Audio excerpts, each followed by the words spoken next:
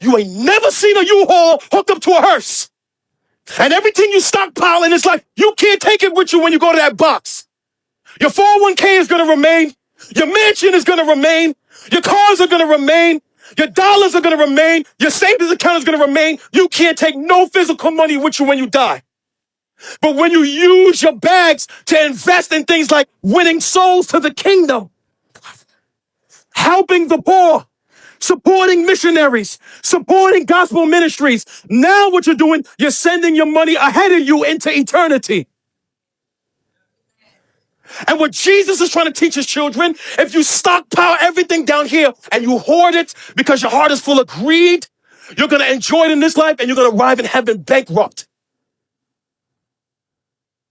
Now watch. Why would you want to arrive someplace where you're going to be forever and be broke there?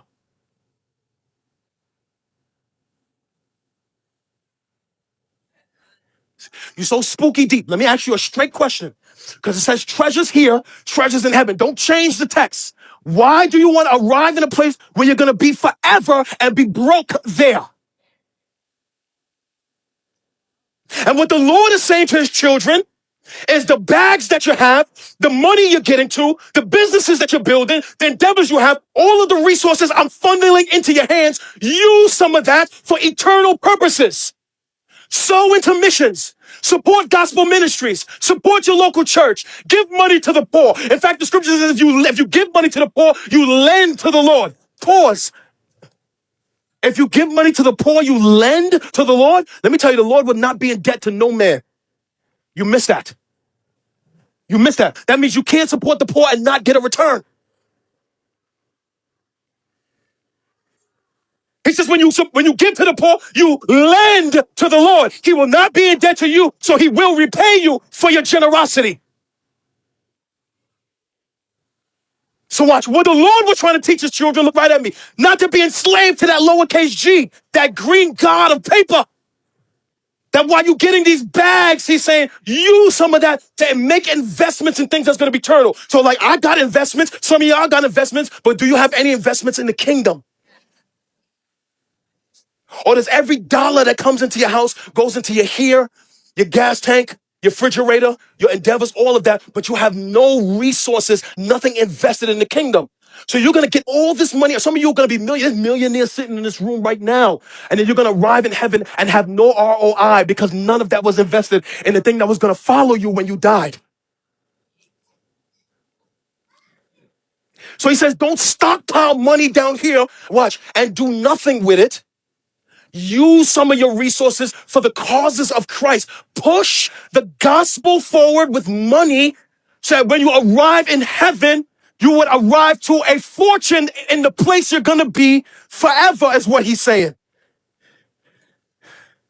Why is this so important? Because he says where your treasure is in verse 21, there your heart will be also. So your heart follows your treasure. Watch this. You know you're always thinking about wherever your money is. And I want to be spiritual. Wherever your money is, you think about it. Yes or no? So watch. There's a lot of us, our hearts, watch this. Your heart is not really sold out for the kingdom because your investments is not there.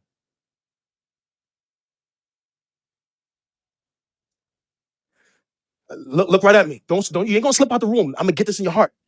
I already know you sit down during worship, you don't want to be faith. A lot of you, you're not really invested in the kingdom because you don't have a financial investment in the kingdom. Because if your money was there, your heart will be there also. Because I'm a generous giver, my heart, man, is burned for the kingdom because I know I'm sending money into Christian causes. Every time people get saved, and I know if my money was there, man, all the souls that become to Christ, I know all of that is being credited to my heavenly bank account. So my heart is deeply invested. Your heart will not be invested in something where you have no financial investment in.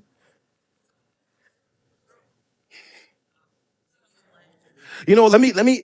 So what he's trying to say is like, watch, however you steward your money is a sign of the condition of your heart. All right, let me do this real quick before we get out of here. Don, come here real quick. I need another dude. I don't want to pull an elder because I don't want y'all to think like, let me pull a brother, come here real quick. Anybody got a $20 bill I could use? I could borrow. Anybody got a $20 bill? Somebody bring me five $20 bills. 5 dudes. Everybody, come on. Yeah, I was afraid. Give me five $20 bills. Come on, bring it to me. Give me a 20. Give me five of them. That's one. Come on, somebody. Y'all ain't broke. Y'all got Jordans on. That's $100 bill. That's $100 bill. Let me put that right here. That's 20. Anybody got any more 20? Give me $20, brother. Give me that's how much? That's two. I need two more. Anybody got come on? Y'all sowing seed right now. Come on, Paige. Everybody, this is my niece Paige. She's a boss. All right. I got $100. Look at me. Look at me. I got $100. Watch all my single ladies. So these two brothers are single. I'm pretending. Watch. They single. They go to the church. They like to worship. Watch, right? No, I'm not. I'm creating a narrative. You know what I'm saying? Like, you know what I'm saying? I'm creating a narrative. You want me to get a real single brother? I'm creating a narrative. Hey, should I get a single brother? I got a single brother. Are you single? I got another single brother in the room. Who's single? I can't do this for my brother. You single? I got any other single brothers? Come up here. Oh, you want me to do the narrative? All right, I'm doing the narrative. Hold on. All right, so these two brothers, let's pretend they single. Watch. And then the ladies see them creep into the church. And oh, snap. There's brothers in the church. Watch. Man, they both serving on a team. Man, they both lift their hands in worship. Oh, snap. Them dudes are singing songs. Oh, snap. I might have seen a Boaz in the church. Watch. Put your hand out. You see all of that in the church on Sunday, but you don't see his paycheck though. And so this man gets his $100 paycheck and he takes 20, he gives it to the church, takes another 20, he takes care of his family, takes another 20, he invested in his personal investment, takes another 20, he invested in the kingdom, he keeps 20 for himself. He's doing that in private. God knows his heart. You can't see that though. Give me that back. Put your hand out. This brother, praising God, loving God, serving on the team, doing all of that. He gets his paycheck. He takes 20. He go make it rain at Magic City. What? He takes another 20. He gets a dub. He go roll up a dub. He takes another 20. He spends it wild on alcohol. He takes another 20. He blows it on himself. He takes the last 20. He blows it on some other dude. Watch. Pick that up.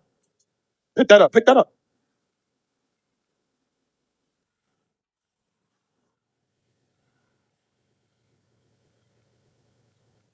Now everybody look right at me. They both worship. They both lift their hands. They both serve on a team. They both are faithful in church, but you don't see their check though. Put your hands up. This is amoral. It has no heart. This is amoral. It has no heart. It has no emotions, no feelings, no agenda. It only takes on an identity when it hits the hand of a person.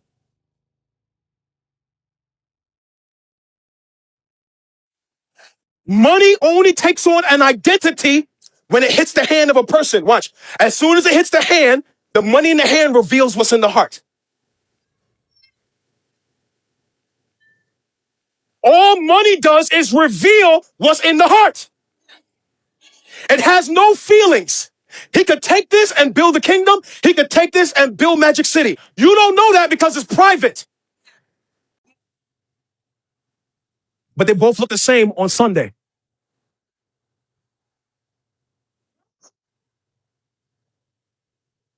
And the only thing this does, every time money hits your hand, all it does is reveal what's in your heart. Let me repeat. Where your treasure is, there your heart will be also. Can't get around the text. When money hits your hand, all it does is reveal what's in your heart. If money hits your hand and you take care of your wife, that's in your heart. Money hits your hand, you take care of children, that's in your heart. Money hits your hand, you blow it at the strip club, that's in your heart. All money does when it hits your hand is reveal what's in the heart. I don't know what's in your heart until money hits your hand. Verse 21, where your treasure is, there your heart will be also.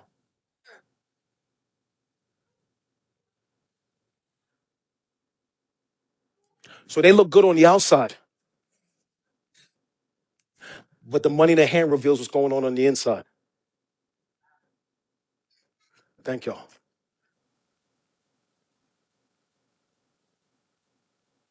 I got a single mother in here. Single mother, single mom here.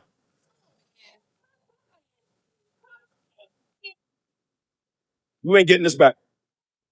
You're not getting this back. No. Where Paige at? Come here, Paige. You sold $20, you're gonna reap 100.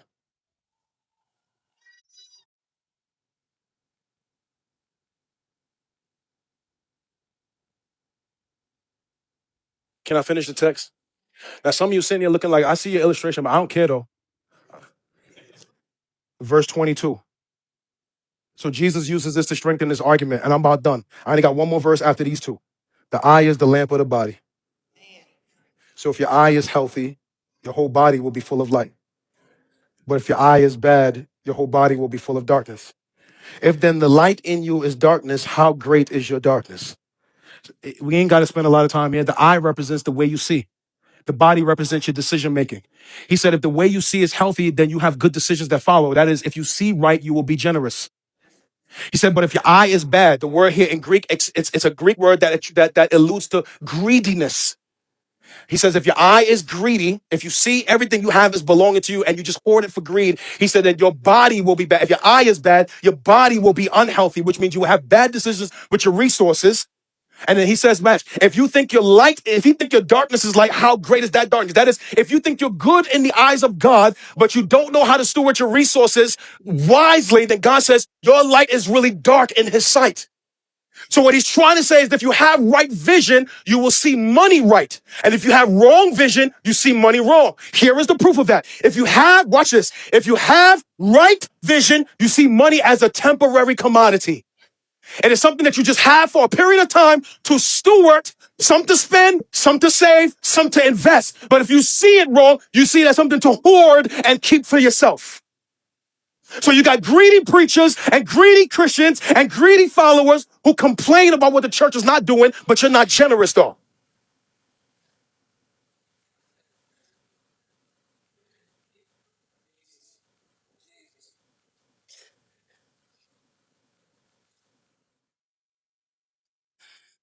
So in an act of great love and great care and great protection and great guidance, the last verse, the Lord says this to you. Now, this is the last verse. I want you to look at what he says. Because he said this to you because he loves you. And he cares for you. And watch, everybody sitting in the room right now that's cringing, thinking I'm setting you up for some big Easter offering. It's not coming. I'm done. I'm not setting you for no Easter offering. I'm not even taking up an offering today. I'm not doing that because I don't want your money. I want your revelation.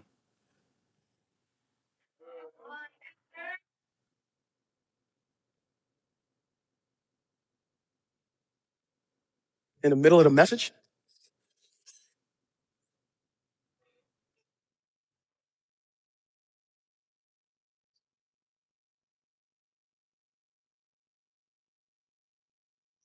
we're going to have to deal with this afterwards, brother. The word is more important than this.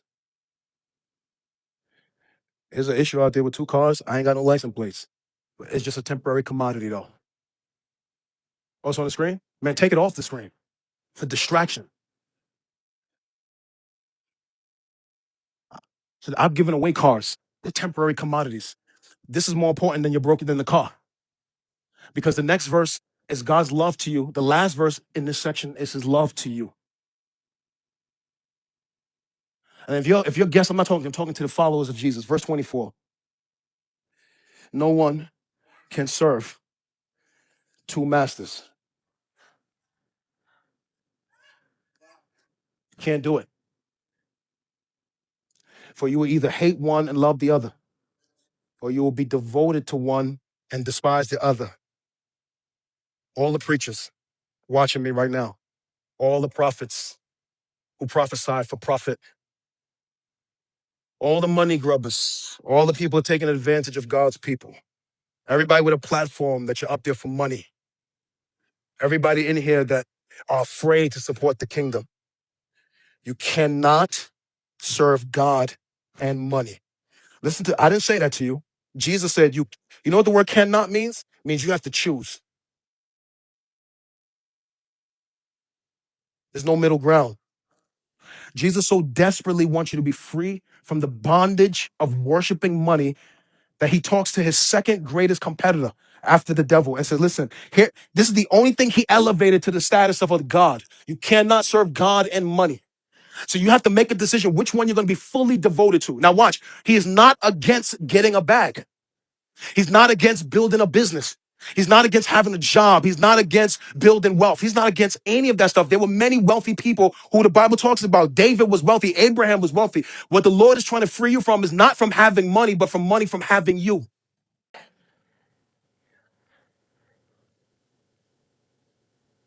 Because money got a lot of us in this space. So we preach for money.